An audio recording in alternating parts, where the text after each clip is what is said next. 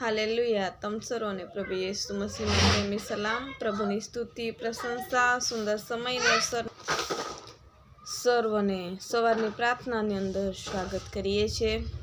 પ્રભુની સ્તુતિ અને પ્રશંસા કરીએ।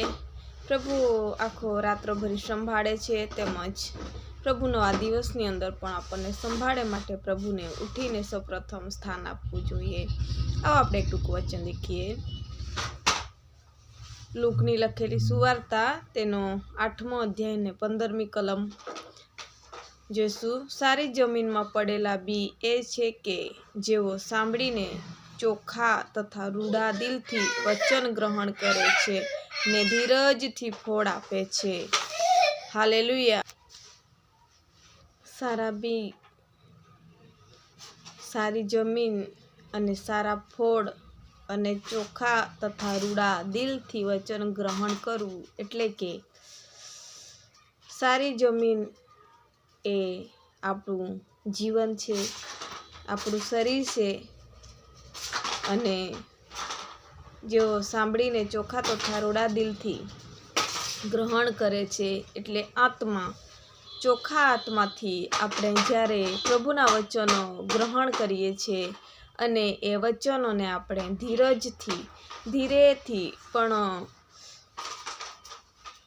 પાડીએ છીએ ત્યારે આપણા જીવનમાં સારા એવા ફળો દેખાય છે।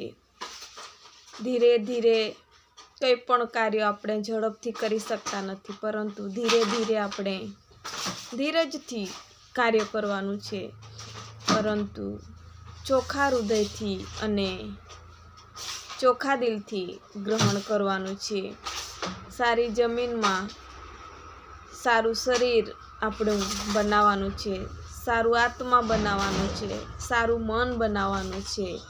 તો જેવી રીતના ખેડૂત સારી જમીનની અંદર બી વાય છે ને એ બહુ જ પુષ્કળ ફસલ એ કાપે છે, તેમજ આપણા જીવનને પણ સારું બનાવશું તો પ્રભુ આપણા જીવનમાં પણ બહુ સારા વાનાઓનો આશીર્વાદ આપશે, સારા વરદાનો આપશે।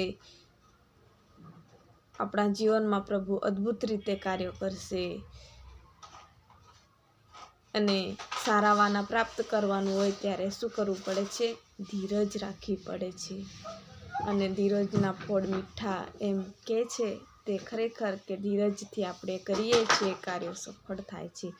માટે આપણા જીવનમાં ધીરજને ગ્રહણ કરવું જોઈએ, ધીરજથી હરેક કાર્ય કરવું જોઈએ।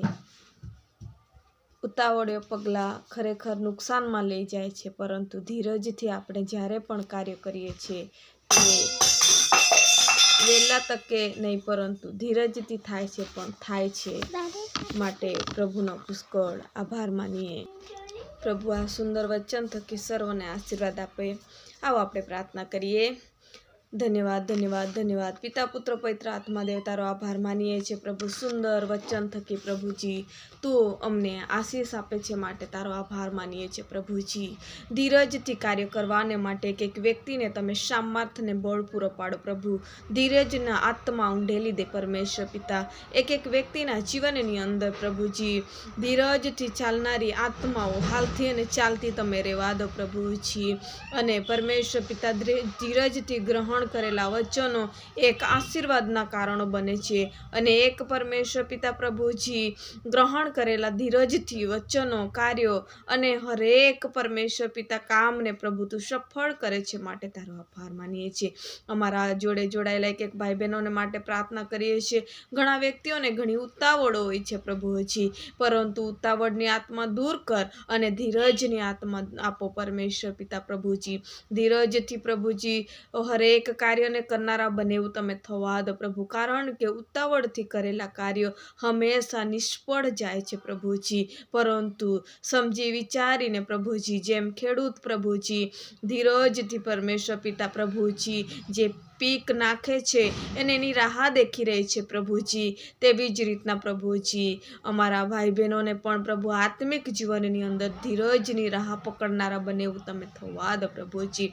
દિવસની શરૂઆત પ્રભુ રાજા આ વચનો થકી થાય એવું તમે થવા દેજો. અમારી ઈચ્છાને પણ તમારી ઈચ્છાની અંદર તમે ચલાવજો. આખા દિવસની અંદર તમે કાળજી કરજો પરમેશ્વર પિતા પ્રભુજી. હરેક કાર્યમાં જશે તે હરેક કાર્યને તમે સફળ કરજો પ્રભુજી.